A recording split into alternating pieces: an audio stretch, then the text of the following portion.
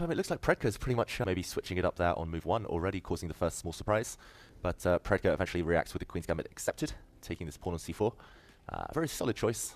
Now it's up to Vidit how he wants to react. Will he play the somewhat fiery e4? Will he go more classical grounds and play e3 either now or on the next move and just try to regain his pawn? It's not a real gambit though, the Queen's Gambit, at least in this fashion. And he plays knight f3 first, hinting that he will just play e3. More modest, but yeah, that is the main line after all. And yeah, playing e3, he's trying to get a solid position and trying to invite the complications from Predka. Okay, well, we'll see how this game develops, and let's move to... Actually better, I feel, in really tense positions with lots of kind of rich possibilities and as much tension as possible. In simplified positions, I don't think he excels as much as some. So we'll see. Yeah.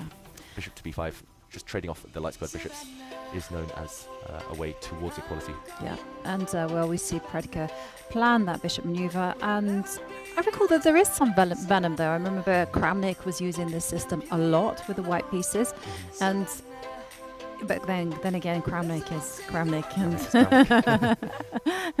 and he plays great positional chess. Yeah.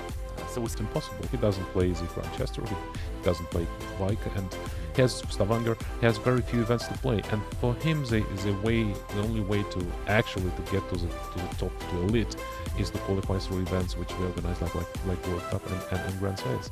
It's a bit I would say in a way upsetting and somewhat unfair, but that's how the chess life was built traditionally. We now try to change it, and also I like to stress that many open tournaments become stronger these days, and it's very nice. I remember first big tournament of the kind being Gibraltar, which because when I was in my prime, let's say, I was in the same situation. I was top 20 player, top 30 player, on let's say on my best maybe top 17 or something, and I never had a chance to play these events. Only once when I was World Junior Champion, and there was no event like Grand Swiss, so the only chance for a player who would be sub-elite player, who would basically have a realistic chance to play on par with the top, just being just behind, was non-existent. I'm happy that he has this chance, and hopefully he makes it to candidates he definitely deserves. But I want also to praise Alexander Predka, his opponent.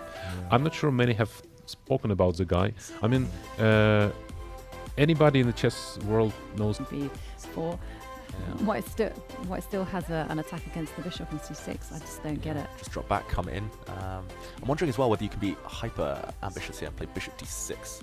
Is there a tactic for black? It does feel a bit shaky, but you are threatening knight c7, check. If you trade off, if you get the bishop pair and you're a pawn up, you're just winning. I'm struggling to... I'm struggling to make sense of this. To me, it's just black is a pawn down. Unless it's something to do with bishop to a4. Could be. Bishop a4, attacking the rook. Oh, maybe bishop a4 is a big threat, actually. In the current position? Yeah. I mean, here, even b3, like... I mean, it still feels like you'll emerge a pawn up, but yeah, in the current position, bishop to a4, just getting the bishop out the way. So, okay, so if the bishop drops back, bishop a4. But even b3, like, if there's a trade-off, White's still got the bishop pair now. Beautiful bishop pair. Look how strong they are. And pawn up. Not the best pawn in the world, the a pawn, but a pawn is a pawn, as we keep repeating. It certainly is. Okay. Oh, goodness. What to do? I'm wondering, a move like bishop d6, why is this not just winning on the spot?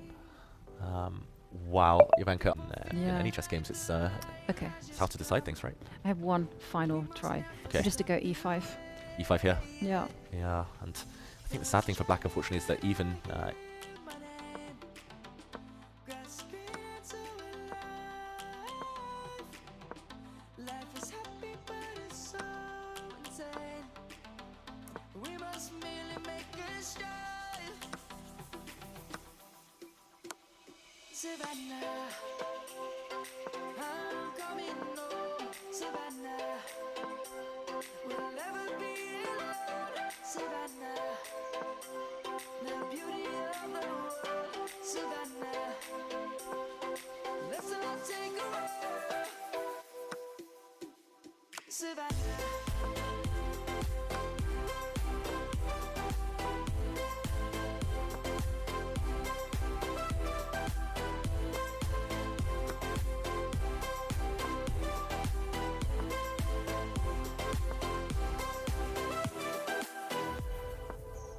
is gonna come.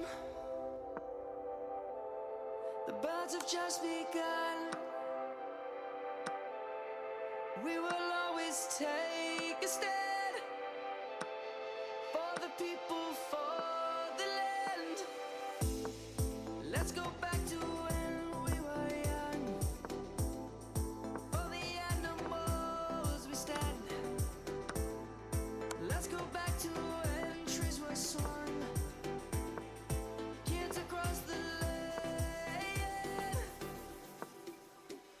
Savannah, I'm coming home. Savannah, we'll never be alone. Savannah, the beauty of the world. Savannah, let's all take a roll. Savannah. If these pieces disappear, I'm not sure even where white goes, but yeah, unpreventable. So Yeah. you cannot stop the B pawn from falling. I Oh, think Vidit's yeah. going to win the tournament. He's on the brink now. And what a performance by Vidit. He To could end up lose the first round and then just absolutely dominate everything. finishing on +6 after losing Yeah. round 1. That's not bad at all. And we're at move 34 now. 30 seconds for Predka.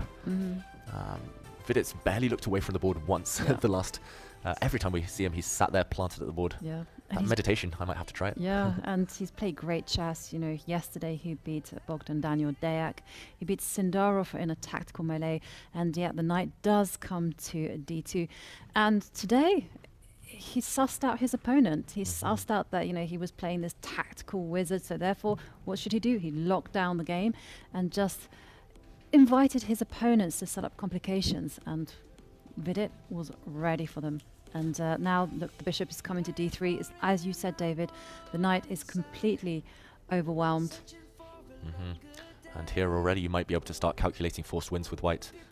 This pawn is hit. You can just defend it with your king. Black's intention is to go rook h1.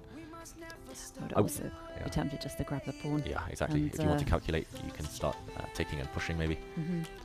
If I were in his shoes with 5 moves to make before the time control, knowing that you have a winning position in such a big high-stakes game, I would play king f2. Yeah.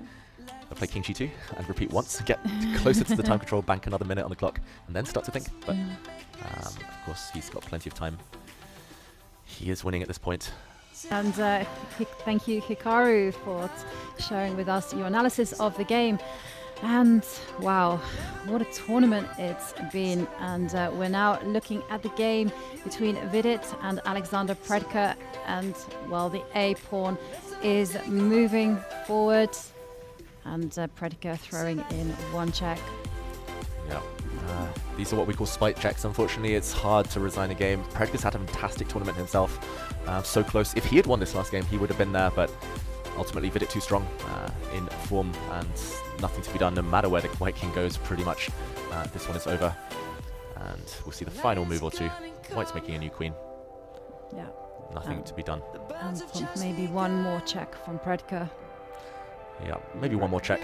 Maybe the white king even hides in h1 if need be. As long as you hide from the checks, black will resign. Black can get no more than a rook for the queen. Actually, you can't even get a rook for the queen. Once white promotes, she will take a knight if the rook is captured.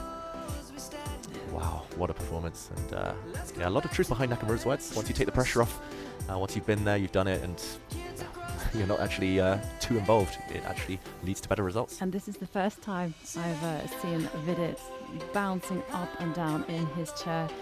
You can feel the excitement. This is the moment where he knows nothing and absolutely nothing can go wrong. And David, he's following your plan. He's going to put his king on h1.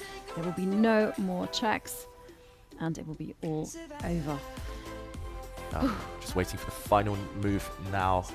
What do you think we're going to see? Are we going to see an explosion of emotion from Vidit after all that meditation? So. I think that, you know, there will be at least like one small smile from him. I mean, he started off this tournament seeded at number 15. He lost the first round after blundering in a winning position. And he made an incredible comeback. And just, you can see the pause there before he puts his king right there in the corner. No more checks from Predka. There we go. The king hides from the checks. White is getting a new queen. Predka resigns. Vidit wins the 2023 Grand Swiss. And there you can see the big smile on Vidit's face. What a champion. FIDE Grand Swiss 2023 winner. He's got that spot in the candidates 2024. He is going to Toronto. What a tournament for him. Wow. And Sagar Shah, we see on the right of your picture there from Chess Base India.